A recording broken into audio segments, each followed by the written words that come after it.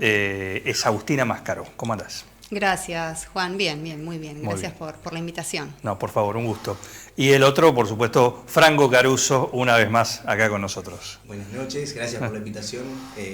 Sabes que me gusta y me siento muy cómodo acá charlando con vos. Bueno, recién me comentaban que después de aquel programa Sí. hubo juntadas, empezaron a juntar, ustedes, los politólogos, empezaron a autorreclutarse.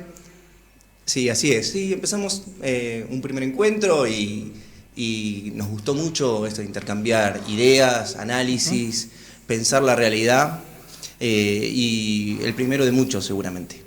Bien, el otro día cuando vinieron tus colegas, les pregunté a cada uno por qué habían elegido esta carrera, esta profesión. ¿Cuál es tu motivo? ¿Por qué lo elegiste?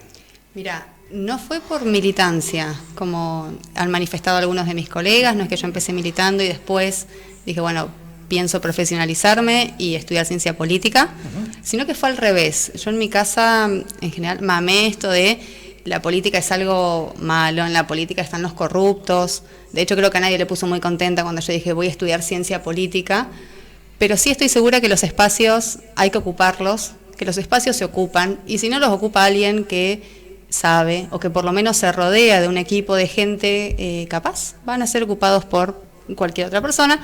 Entonces me parece que hay que hacerse cargo y hacerse responsables, y cada uno desde su lugar ir aportando, ¿no? Lo que puede para la construcción de una política cada vez más profesionalizada. Bueno, la invitación anterior tuvo que ver con la previa al balotaje, en la cual todo era un supuesto, de lo cual no pasó nada de lo que se habló en esa mesa. Después, en los hechos, a las pocas horas. Y arranco por vos, te voy a dar el que abras la mesa, justamente con esa opinión, ¿no? ¿Con qué te pareció? ¿Te sorprendió el resultado? ¿Te sorprendió Sí. la elección, los números? Sí. A ver, hablábamos fuera del aire recién. En lo personal, yo no creía, no veía ganador a ninguno de los dos, realmente no lo sabía, ¿bien? Pero sí estaba segura de una paridad, que iba a estar muy peleado para cualquiera de los dos candidatos. Y realmente fue una paliza, y lo que me sorprendió fue eso, fue la diferencia abismal de votos que sacó Javier Milei, ¿bien? Suceden quizás, y han confluido distintos factores. Fue un voto fundamentalmente ideológico, fue un voto económico, y también tuvo que ver seguramente el cambio de Javier Milei entre las elecciones generales y el balotaje, en donde se paseó por todos los programas, ¿sí?, habidos y por haber, y cambió su discurso. De repente ya no estaba en contra de la casta, de toda la clase política, sino específicamente se concentró en el peronismo, o más específicamente en el kirchnerismo, ¿no? Entonces de repente encuentran con Juntos por el Cambio un punto en común, terminar con el kirchnerismo, y fue capitalizando todo prácticamente el voto de Bullrich. Ese voto que había, ese tercio que definía la elección, no se repartió quizás como la mayoría de los analistas, claro, hacían cuentas, especulaban. Lo cierto es que fue un tercio frente a 2/3. Lo logró capitalizar Javier Milei, quizás por esto, por el cambio de su discurso, quizás por el cansancio de la gente, que definitivamente quería algo distinto, quería terminar con lo que estaban, y eso fue lo que se reflejó en las urnas. Franco, vos, de acuerdo a todo lo que dijiste, que erraste en todo. Le re peor. Yo creí que ganaba. No fuiste Massa. el único, hubo un montón. No, sí, pero bueno, un poco lo que dice Agus, yo me sumaba a eso, ¿no? Creíamos que no iba a poder capitalizar todo el voto de Bullrich. Entendíamos que Cambiemos se estaba fracturando, en esa no la pifiamos, va en ese camino, ¿no? Y que en esa fractura parte se iba a ir hacia Massa. Muchos dirigentes radicales, locales incluso, en charlas conmigo me lo habían dicho, no podemos votar a este señor, y con la mano en la nariz iban a votar o en blanco o a Massa, era eso. Lo que sucedió, entiendo que también mucho voto de indeciso se ha definido en las últimas horas del lado de Milei. Como decía ella, es multicausal. Encontrar una causa sola de por qué sucedió eso sería erróneo. Pero podemos detallar un poquito en la crisis económica, ¿no? Y lo que representaba todo el peronismo y el kirchnerismo en especial.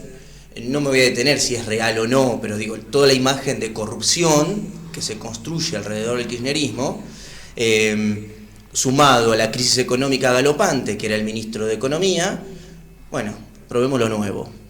El indeciso se volcó de lleno, y los radicales que no iban a votar a Milei, entiendo yo que la mayoría lo hizo en las generales no votando a Bullrich, porque si no, no se entiende, casi tampoco hubo voto en blanco. No, claro. no, los niveles de voto en blanco fueron la realmente bajos. bajos. El blanco fue también la participación alto en relación fue a lo buena. que se presuponía. Sí. ¿Viste? Entonces, nada, la pifié fuerte, pero tenía mis argumentos. No, pero creo que la mayoría la hemos pifiado, más allá de... Todos coincidían en que iba a ser algo apretado. Exactamente. No lo que fue. Pero a ver, no acá Franco y Agustina, las principales consultoras a nivel nacional realmente creían que iba a ser una elección ajustada. Y acá me parece que juega mucho esto de el voto vergonzante o el voto especulativo, ¿no? Porque convengamos que los dos candidatos que estaban a un tercio de la población, ese tercio que definió la elección, y realmente no les agradaban estos candidatos. Entonces se terminan definiendo a último momento. Quizás les da vergüenza o temor, o por las dudas no dicen a quién van a votar, no dicen que van a votar a Milei porque saben que no es el candidato que los enamora, pero bueno, frente tenían a un Sergio Massa, ministro de Economía, con un 140% de inflación anual, bueno, que ya lo han conversado ustedes respecto a las deudas de la democracia que exceden, por supuesto, a este gobierno y a Sergio Massa, pero había una sociedad muy disconforme y que terminó volcándose de lleno al candidato libertario. Quiero aprovechar con ustedes para, todo eso lo hablamos, también esta era la previa, ¿no? El balotaje, o lo que fue el resultado, pero lo que pasó después, ¿sí? Porque ahí también hubo otro cambio. Tuvimos un Milei en campaña, hasta la general. De la general balotaje también, 2-3 cambios abajo. Y cuando gana, que uno dice, ahora va a salir con todo, va a salir con, va a ser él de nuevo, así con todo, no pasó eso, tampoco. Lo vemos, lo escuchamos, medido, tranquilo, tratando de armar un equipo que también en el armado está bastante complicado, ¿no? Lo que es el armado, sí, con designaciones y a las horas o a los días cambios también. ¿Cómo ven esto? En primer lugar, digo, hay una decisión sabia desde La Libertad Avanza que es, Milei no habla tanto, digo. Fíjense que está bastante guardado y que lo que salen, los rumores, o mejor dicho, los comunicados de designaciones no son de él, hay algún enviado. Por detrás está un Milei mucho más moderado intentando construir un poder que en el Parlamento hoy no lo tiene, ¿no? Entonces se junta con su aliado Macri, Schiaretti está dando vueltas por ahí también, intentando rearmar un poder en el Parlamento que hoy lo tiene como tercera o cuarta fuerza. Cuarta, me animaría a decir, en un Parlamento, un presidente siendo cuarta fuerza en el Parlamento. Entonces, también nos sorprendió ese cambio, ¿no? Un Milei que era mucho más espontáneo, mucho más cercano a lo border, si se quiere, bueno, ahora se llamó al silencio y a intentar construir, como vos decís, con idas y venidas, ¿no? Un armado político que le pueda dar gobernabilidad, que creo que va a ser la palabra que va a andar dando vuelta por estos meses. Creo que es lo que está dando vuelta ahora mismo. Sí. En este armado, ¿no? Porque por ahí, más allá, imagino que para hacer varias de las cosas que quiere va a tener que pasar por el Congreso. Pero no se termina el 10, digo, va a seguir la gobernabilidad como tema central, eso digo. No, y ahí empieza a correr el reloj, ¿no? Sí, ¿Creen que va a haber los 100 días de luna de miel? Que habitualmente se dice y que cada gobierno tiene, ¿no? Entre este encanto que la gente votó, y bueno, entra. Sí, yo creo que sí. O incluso más, quizás, ¿no? Entiendo que todos estos que los votaron, quizás no del todo convencidos, le van a dar un tiempo de gracia prudencial. Pero bueno, él mismo ya afirmó que el 11 de diciembre envía al Congreso un paquete de reforma del Estado.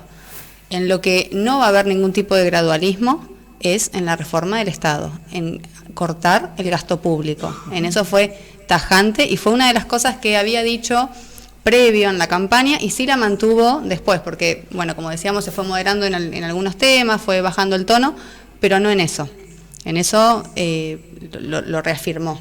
Bien, y yo creo que también otro desafío es la institucionalidad que pueda ir generando Javier Milei y todo su gabinete.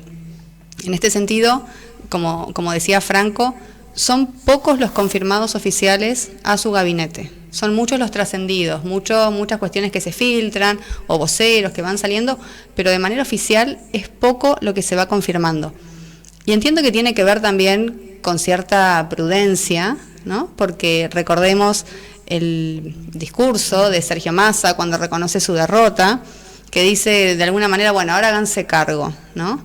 Automáticamente, desde el equipo de Milei, de hecho tienen una cuenta oficial en Twitter, que es algo así como presidente electo Javier Milei, una cosa así, salen a decir que hasta el 10 de diciembre, tanto Alberto Fernández como Sergio Massa son los responsables.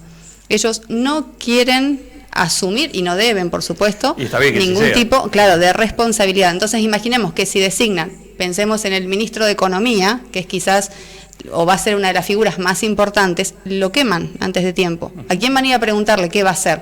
Al ministro de Economía. Entonces, se la están guardando y yo creo que se la van a guardar hasta el 10 de diciembre, es lo que anunciaron.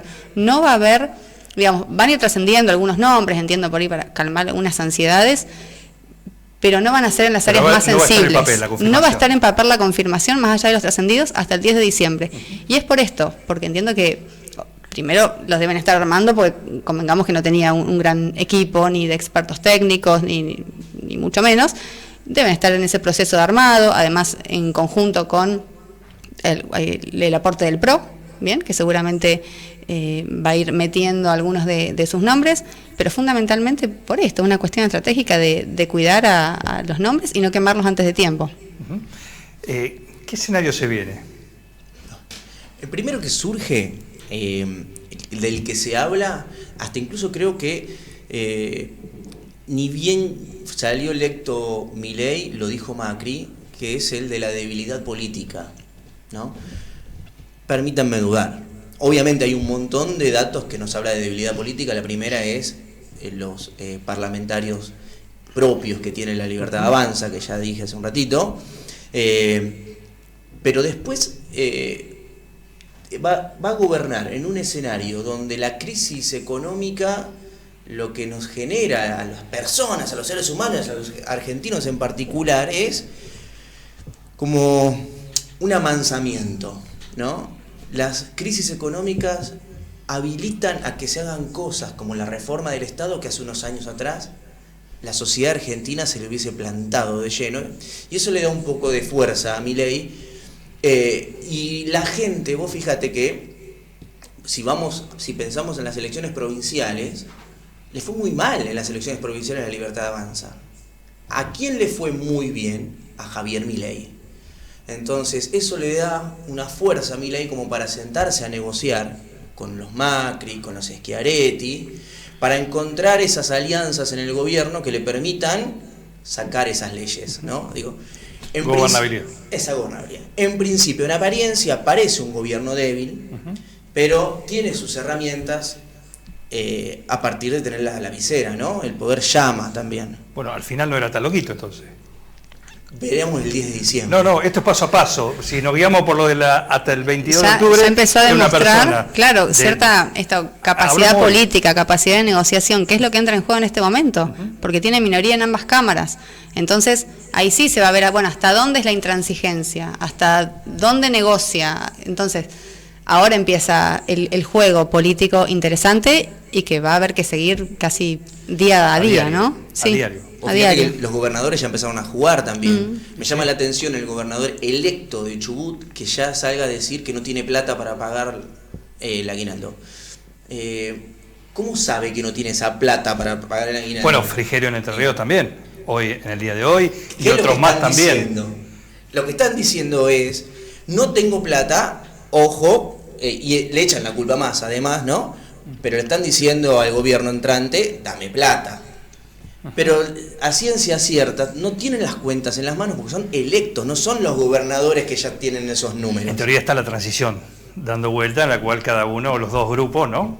Ustedes son más teóricos, saben todo el proceso, pero de afuera, es decir, uno de afuera supone que es el momento en el cual el equipo que está y el equipo que va a entrar tienen este periodo de limbo, en el cual se juntan cada uno, cada sector, y dicen, mira, esta es la realidad del sector. No solo en los números, sino en cosas hechas, cosas pendientes, no sé, imagino, ¿no? Uno que desde afuera... Sí, han dado buenas señales en ese sentido, ¿no? A pesar de que en nuestro país la transición de gobierno no está regulada, entonces depende de la voluntad de la fuerza política que se va y la fuerza política que ingresa, porque es eso, dependemos de la voluntad de ellos, que tengan de sentarse en una mesa para hacer una transición ordenada y prolija. Lo cierto es que hasta el momento lo que ha trascendido, incluso el propio Javier Milei en entrevistas que dio esta semana, la semana pasada, dijo que había sido muy cordial con el presidente Alberto Fernández, esa reunión que había estado muy bien, respetuosa, que tenían diferencias, pero las pudieron charlar sin problemas. Entiendo y ojalá, por el bien de todos nosotros, que esa transición sea así, como debe ser, ordenada, prolija, porque la situación es complicada, es realmente complicada, y los meses que vienen van a ser complicados para todos. Entonces, la verdad es que el año, sí, o quizás los años. Entonces, la verdad es que si a este gobierno le va bien, y bueno, a nosotros nos va a ir bien. No sé lo que va a hacer. Pero es bueno empezar, al menos, con un paso firme, una transición ordenada. Eso que decís es cierto, ¿sí? Por lo menos desde afuera, desde tantos años de volver a vivir lo mismo con uno, con otro, siempre decimos lo mismo, pero en realidad en definitiva es la historia democrática de nuestro país, por lo menos del 83 para acá, de ahí para atrás hay eso y otras cosas más también, pero del 83 para acá es esto, un tropezar permanente con lo mismo, un color, otro color, un nuevo, uno que se reconvirtió, un montón. Ojalá ahora es el electo y evidentemente es el que está a cargo y ojalá que le vaya bien por todos. Pero aún así, a mí me queda, y por ahí ya con el resultado, quizás la gente, como ustedes dicen, cansado de un año de campaña, prácticamente, ¿no? Donde han variado un montón de cosas, se han dicho las cosas de las cuales, yo te lo digo a vos, no volvemos más, o te digo a vos una cosa de las que se han dicho, no creo que nos volvamos a... si venimos por la misma vereda, algunos cruzan. Nos cruzamos. Sí, para no ni siquiera... tener que bajar la mirada. Ahora son aliados. Y ahora son aliados. Y de repente, o sea, está bien, digamos, como venimos diciendo, para bien, pero no sé, a mí me llama la atención eso. Es decir, habló del maligno de la tierra y el otro día lo llamó en el medio de la cuando habló con el Papa, su santidad, cómo le va, ¿sí? Lo que corresponde, yo lo entiendo, pero venís de decir una barbaridad. Y le decís, no, lo vamos a recibir con los honores de Estado, de jefe de Estado que corresponde. Bien. Ahora, ¿cuál es? ¿Uno u otro? ¿O en la campaña vale todo? A partir de esta campaña vamos a tener que tener en cuenta que en la campaña vale todo. Bueno, vos fíjate que algo de lo que hablábamos la otra vez es cómo en nuestro sistema político la mentira es lo que está avalado y es lo que está, como que lo damos por hecho, ¿no? La mentira construye discursos, la mentira construye las campañas, la mentira construye todo. Y Milei se presentaba como alguien que venía desde la verdad. Hasta lo dijo Macri, ¿no? Me sorprendió, él habla de verdad, él dice verdades. Y eso me gusta mucho, dijo Macri en plena campaña pre-balotage, ¿no? Lo diferente, lo nuevo era que Milei venía a decirte en la cara qué iba a hacer. Y ese era el componente de verdad que intuyo yo que le ha dado a la gente el envión como para votarlo. No hizo más que votarlo, que demostró que era más de lo mismo, ¿no?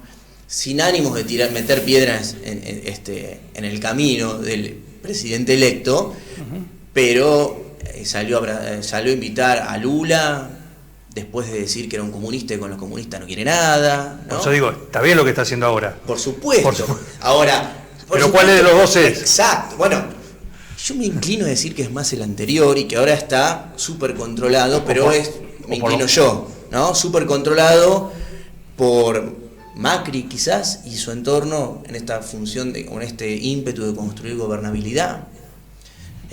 Fueron muchos años de un Milei con una misma tónica, ¿no? Por eso a mí me llama la atención en este sentido. Hay que decir. Es que fueron por eso muchos años de Milei con el mismo tono, pero fuera de este sistema político. Entonces, automáticamente, en cuanto ingresa, el mismo sistema lo empieza a modelar de alguna manera. El mismo sistema tiene reglas de juego y hay que ayornarse. Y Milei lo entendió antes de terminar la campaña y fue, me parece, una de las claves del éxito, ¿no? De su triunfo. Exactamente, porque quizás si él seguía con ese mismo discurso, con ese tono elevadísimo, no podía capitalizar el total de votos de Bullrich. Quizás iba a estar más dividido con estas especulaciones que hacíamos todos nosotros, pero no iba a capitalizar el total de votos de Bullrich. Él lo que hizo fue ajustar el discurso para poder hacerse de esos votos. Y sí es cierto que las campañas políticas han sufrido y todo el tiempo y elección tras elección tienen cambios. Y quizás el más importante, me parece, es la hiperpersonalización que tienen las campañas. Hablamos mucho de los candidatos y poco de propuestas. Fue Milei el pionero quizás, ¿no? ¿Tienen que ver las redes sociales en esto? El tener la inmediatez, decir a ver qué dijo el tweet y a ver cuánto lo leen, cómo se viraliza. TikTok. Muchísimo. O TikTok, bueno. El TikTok fue su red principal, ¿no? Sí, pero digo en general, en cuanto a la nueva campaña, ¿no? Ahí hay un link directo con la campaña de Bolsonaro en Brasil en su momento. Digo, las redes fue la herramienta y que nadie la manejó como él. Nadie, ¿no? También ahí puede entenderse por qué los jóvenes tienen esa predilección por Milei, ¿no? No digo que ganó por los jóvenes, porque si miras el mapa vas a ver que en todo el país fue transversal en todo sentido, pero sí, ¿no? fueron la puerta de entrada los jóvenes, sí, claro. ¿Verdad? No ganó por ellos, pero empezó. Y ahora yo te escuchaba y mi pregunta que me surge en estos días es si tendrá la madurez suficiente para hacer lo mismo Milei que hizo con los votantes ahora con los gobernadores, ¿no? No tiene ni un solo gobernador, no tiene intendentes. Y los gobernadores se van a plantar porque necesitan el dinero, ¿no? Entonces ya se está hablando de que van a tener los diputados de las provincias, ¿no? Con los cuales va a tener que negociar. Entonces todas esas cosas que Milei dice que son innegociables, bueno, hay que ver si realmente son innegociables, porque sin esa gente no podés hacerlo, a no ser que saltes el Congreso, cosa que en apariencia no estaría dándose por esta tonalidad de Milei que estamos viendo en estos días, ¿no? Este monje. Hay que ver el 11. Sí, o este Milei ribotrilizado, de alguna manera. Bueno. Podría decirse. Lo pensé, pero no lo quería decir. Yo sí lo dije, sí, porque realmente pasar de... Sí, es más, te diré, ese Milei yo lo vi después de las generales. En ese discurso ya estaba, lo que leyó cuando perdió las generales, ya se plantó en otro Milei, ¿no? Por ahí repito, automáticamente sea, porque el cargo también te lleva... No sé si se acuerdan, pero habían pasado nada, pocos minutos después cuando da el discurso, hablaba de cambio. Es decir, lo único que había machacado Patricia Bullrich, del cambio, terminar los kirchneristas, pero sobre todo el cambio, porque Milei hasta ese momento era terminar con la casta política, lo único que pronunció, y no sé la cantidad de veces que dijo, cambio, tenemos que cambiar, y ya desde el minuto 0 redirigió su campaña. Bien, bueno, este es el panorama, esto es lo que estamos viviendo hoy, ¿sí? Hasta el 10 de diciembre, que nos falta mucho, vamos a tener justamente ya con todo a él mismo y a todo su equipo ya como responsables de lo que vaya a pasar. Ojalá que sea para bien. Ojalá. Por supuesto. Ojalá. Porque es él. Hay que ver cómo se reconfigura la oposición también, ¿no? Todo parece que en la cabeza de Kicillof, o mejor dicho, con Kicillof a la cabeza, y hay que ver qué pasa con los sindicatos y los gremios, ¿no? Son incógnitas.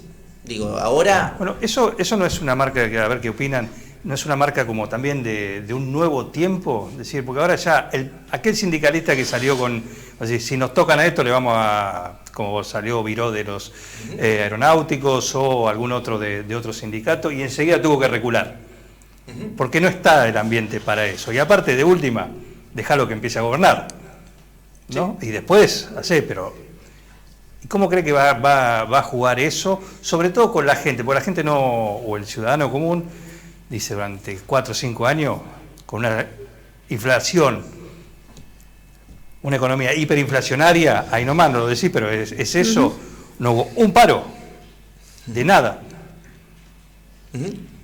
No vaya a ser que en enero o febrero empiece a haber paros. Bueno, es probable que eso suceda. Lo que es probable que suceda por el tinte político del sindicalismo argentino. No hubo paros ahora porque es un gobierno peronista. Lo que digo es que puede pasar, es una incógnita, justamente por la crisis política. Si estamos inmersos en una crisis económica, nos ponemos todos a la defensiva de lo poquito que nos queda. Digo, desde la gente en la calle, la gente de a pie, lo que genera una situación de amansamiento, y de permitir que hagan, hace algo, no sé qué, pero hace algo para sacarnos de esto. Esa sensación tiende a que se les abran las puertas al gobierno para hacer medidas indeseables, ¿sí? Y al sindicalismo con quedarse sin herramientas para esa lucha, porque están todos en la expectativa de que hagan algo para que cambie la cosa, ¿no? Sí. Si entramos en un espiral inflacionario mayor todavía, y el escenario puede ser ese, y lo que le quite herramientas a un sindicalismo peronista, de poder enfrentarse. Por eso son todas incógnitas las que hay ahora. Sí, claro, ahora es supuesto. Sí, coincido con lo que dice Franco, pero sí creo que si pensamos en la clase política en su conjunto, sociedad que lo votó y le dio su voto de confianza, y el sindicalismo, sí va a ser el sindicalismo el primero que le marque la cancha, que le ponga un límite. Creo que en ese sentido el presidente electo Javier Milei viene manejando bastante bien las expectativas. En declaraciones que hizo esta última semana, ya dijo, la inercia inflacionaria va a seguir, vamos a tener un año y pico más con altos índices de inflación. Está diciendo que va a ser difícil los próximos meses, quizás el próximo año. Entonces, la gente ya lo sabe. Yo no creo por eso te decía hoy, que seguramente tenga más de 100 días de gracia. Y sí creo que va a aprovechar Javier Milei estos primeros momentos para hacer los cambios más profundos, o por lo menos intentar hacerlos, ¿no? Por lo menos del Estado. Exacto. Que es el primer objetivo que claramente tiene. Un lujo, gracias a los dos. Bienvenida. Gracias. También, vos. Un placer. Una vez más. Vamos a darle descanso un poquito a Caruso. Quiere jugar siempre. Unas vacaciones le tenemos que dar. No, un gusto siempre. Aparte es muy claro, como todos ustedes, para explicar, para tratar de entender un poquito más esto. Y a nivel local, vos ya me lo contestaste el otro día, pero vos no. A nivel local, ¿qué ves? ¿Qué ves con este cambio de gobierno? Yo creo que la transición va a ser sumamente ordenada, prolija, tranquila, porque María José formaba parte de... No, eso sí, en cuanto a la expectativa del nuevo gobierno, pues como decía acá, transición prácticamente es... Y creo que dependerá también de la capacidad de la intendenta de establecer buenas relaciones con el gobierno provincial, ¿no? Los nombres que se escuchan. No escuché. Designaciones. No escuché designaciones. No ¿Son oficiales? ¿Son oficiales? Yo los que tengo, todavía no hubo una presentación oficial, pero los nombres que se han barajado... Yo no escuché nombres oficiales. ¿No escuchaste nombres oficiales? Igual ahí la dificultad la van a tener un poquito con, no solamente provincial, que es un signo político distinto, sino nacional. No sé cuánta... Bueno, lo dijeron, ¿no? Lo dijo el presidente electo. Los gobernadores e intendentes se van a tener que arreglar.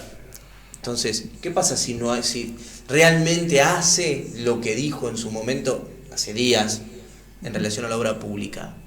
¿Qué puede pasar a un municipio como el nuestro sin obra pública? Va a estar sumamente atada María José a esos designios. Entonces, hay que ver cuánto pueda Milei en ese sentido y cuánto modere. ¿Agus? Sí, coincido. Es complejo el panorama, ¿no? Tenemos distintos colores políticos a nivel nacional, provincial y local. Es por eso que acá importa la política, las negociaciones, el establecer estas buenas relaciones. La falta de autonomía de los municipios es un problema que tienen todos los municipios bonaerenses.